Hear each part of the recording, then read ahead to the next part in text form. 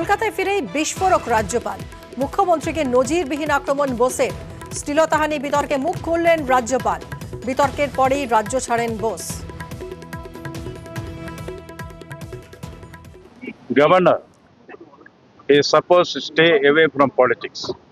Now I am very sorry that the Chief Minister has dragged me into politics. I always took the stand that politics is not my cup of tea. I refuse to comment on that. Now, because of the humiliating remarks which he has made against me, against truth, I am forced to tell you, Mamata Banerjee, as a politician, Mamata's politics is dirty. I will never accept this Didi-giri on the distinguished office of the governor.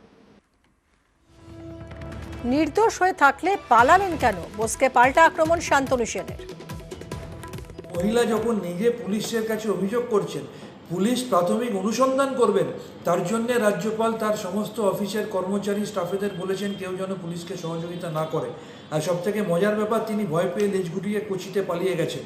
তিনি যদি সত্যি নির্দোষ হন, তাহলে তিনি কেন নিজে এসে তদন্তের সম্মুখীন হয়ে বলছেন না যে হ্যাঁ আমি তদন্তের সামনাসামনি করতে রাজি আছি।